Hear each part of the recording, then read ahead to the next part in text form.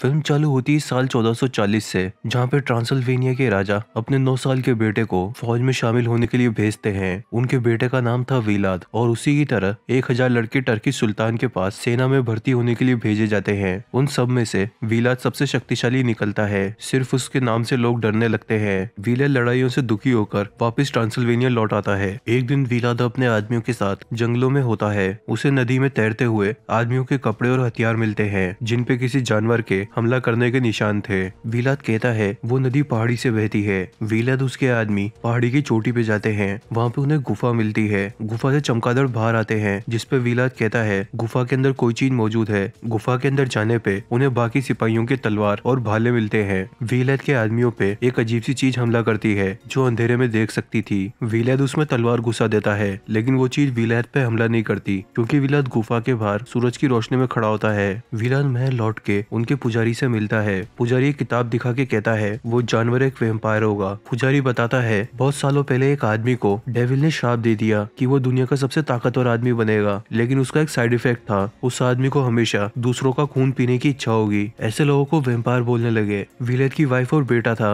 Wife का नाम मिराना था। वो उनकी शादी के 10 साल पूरे होने की पार्टी कर रहे थे। तभी वहाँ पर सुल्तान महमद का भेजा एक आदमी आता है। वीलाद को हर महीने उन्हें सोने के सिक्के देने पड़ते हैं, ताकि उनका सुल्तान वीलाद के देश पे हमला नहीं करे। लेकिन वो आदमी वीलाद को ब्लेम करता है कि उसने उनके सिपाहियों को मारा था, जो कि जासूसी करने भेजे थे। उन्हें वैम्पायर ने खत्म कर दिया था और वो बदले में 10 साल से ऊपर के 1000 लड़कों को भेजने को कहता है, ताकि वो सुल्तान की सेना में शामिल हो सके। वीलाद की वाइफ मिराना उसे सलाह देती है। सुल्तान वीलाद के दोस्त की तरह था। वो दोनों एक दूसरे को बचपन से जानते थे। वीलाद सुल्तान के कैंप में जाता है, ताकि वो उन 1000 लड़कों को भेजने वाली डिमांड को वापस ले ले। लेकिन सुल्तान चालू होता है और वो वीलाद को उसके बेटे को भी भेजने को कहता है। सुल्तान के आदमी वीलाद से उसका बेटा मांगने को आते हैं। वीलाद अपने बेटे को भागने को कहता है और सुल्तान के भेजे सारे आदमियों को खत्म कर देता है। वीलाद का सलाहकार उसे कहता है सुल्तान उन्हें माफ नहीं करेगा और उनके देश में जल्दी लड़ाई चालू हो जाएगी। वीलाद कहता है उसके पास एक आखिरी उपाय है। वीलाद वापस पहाड़ पे बनी उस गुफा में जाता है। वीलाद गुफा के अंदर एक बूढ़े आदमी से मिलता है, जो कि वैम्पायर था।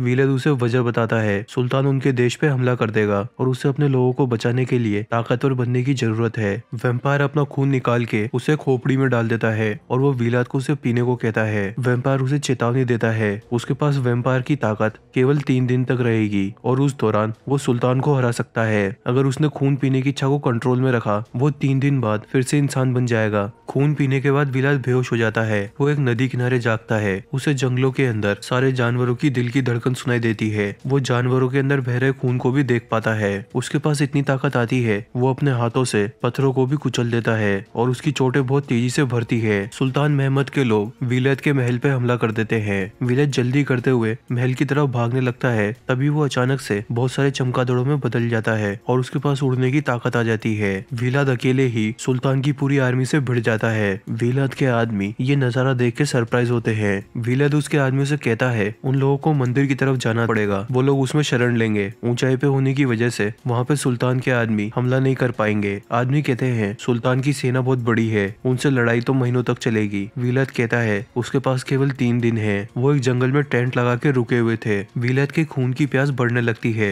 उसे कंट्रोल में रखना मुश्किल था, क्योंकि वो इंसानों की तरह खाना नहीं खा सकता। एक आदमी वीलाद का जंगलों में पीछा कर रहा था। वो अपना खून निकाल के वीलाद को उसे पीने को कहता है, लेकिन वीलाद उसे धक्का देके मना करता है। सुल्तान महमद को उसके आदमियों के मरने की खबर मिलती है। वो अपनी बाकी सेना को लेके वीलाद के महल की तरफ जाता है। वहाँ पे युद्ध के मैदान में उसे अपने आदमियों की लाशें भाले से लटकी हुई मिलती है। वहाँ पूरी सेना में केवल एक आदमी जिंदा बचा था। वीलाद सूरज से बचने के लिए छुपने लगता है। उसकी पत्नी एक अजीब बात नोटिस करती है। वीलाद की पीठ पे चोटों के निशान थे, वो सभी भरने लगते हैं। वीलाद सूरज की रोशनी में जाता है। उसका चेहरा जलने लगता है। वीलाद उसके वैम्पायर होने की सच्चाई बताता है। उसके पास केवल 3 दिन है। वीलाद उसकी पत्नी को जल्दी से उस मंदिर तक पहुँचने को कहता है। वो वीलाद के लिए वेट न करे, क्योंकि वो सूरज की वजह से बाहर नहीं निकल सकता। सुल्तान के आदमी वीलाद पे नजर रखे हुए थे। वो एक कबूतर भेजता है, जिसकी टांग पे कागज बंधा हुआ था। कागज के अंदर मैसेज था, ताकि सुल्तान अपनी सेना को लड़ाई के लिए तैयार रखे। सुल्तान के आदमी वीलाद की वाइफ और बेटे को पकड़ने के लिए रात को हमला करते हैं। वीलाद का दोस्त उन्हें बचाते हुए मारा जाता है।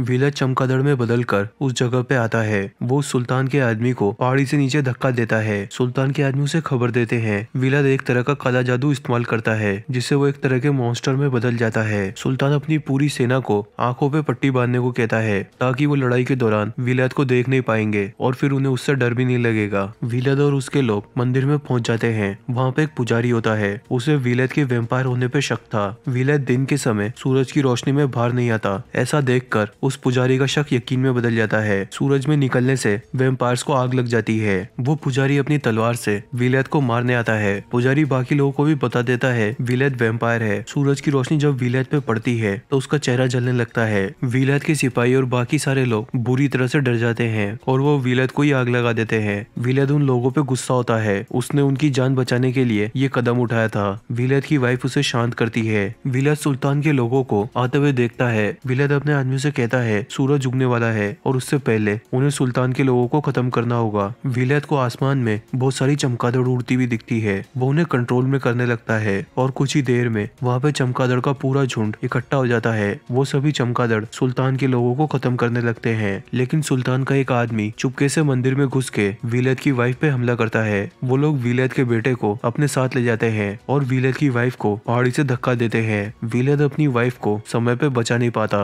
वो पहाड़ी से लटकी हुई थी और नीचे गिर जाती है। विलाद की वाइफ मरने से पहले उसकी आखिरी इच्छा को बताती है कि वो उनके बेटे को किसी भी हालत में बचा ले और फिर वो विलाद को उसका खून पीने को कहती है। विलाद अपनी वाइफ का खून पी के हमेशा के लिए वेम्पायर बन जाता है। अगले सीन में उस बूढ़े वाले वेम्पायर को दिखाते हैं जो कि गुफा से बाहर आता है। दरअसल उस पे एक श्राप था, उसे किसी दूसरे आदमी को वेम्पायर में बदलना होगा और तब तक वो इस गुफा में कैद रहेगा। विलाद वापस मंदिर में जाके उसके सभी घायल आदमियों को अपना खून देके वेम्पायर बना देता है। सुल्तान के लोग जब आसमान को देखते हैं उन्हें बड़ा अजीब लगता है। वहाँ पे हर एक जगह बादल छाने लगते हैं और सूरज की रोशनी गायब हो जाती है। वो सामने से विलाद को आते हुए देखते हैं। वेम्पायर में बदलने से मौसम को काबू करने की ताकत आ जाती है और वो बादलों से सूरज को ढक देता है। उस पूरी जगह पे रात के जैसा माहौल हो जाता है। विलाद ने जिन भी लोगों को वेम्पायर बनाया था वो पूरी सुल्तान की सेना को खत्म कर देते हैं। विलाद अपने बेटे को बचाने के लिए सुल्तान के टेंट में जाता है। वहाँ पे सुल्तान ने विलाद के बेटे को रस्सी से बांधा हुआ था।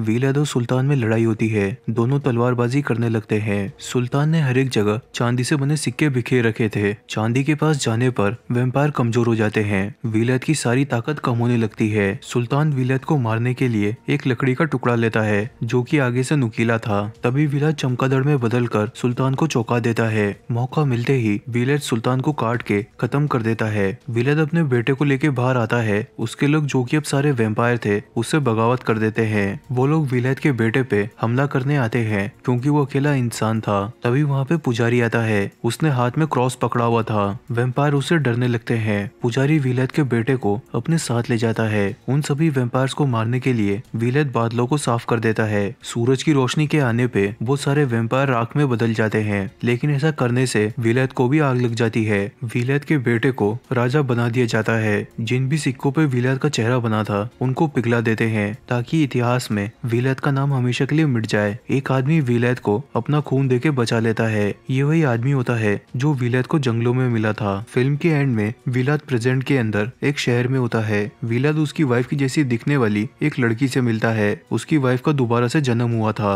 विलाद उस लड़की को एक पोयम सुनाता है जो कि उसकी वाइफ को पसंद थी। उनकी सारी बातें पीछे बैठा बूढ़ा वाला वेम्पायर सुन रहा होता है जिसने पहले विलाद को वेम्पायर बनाया था।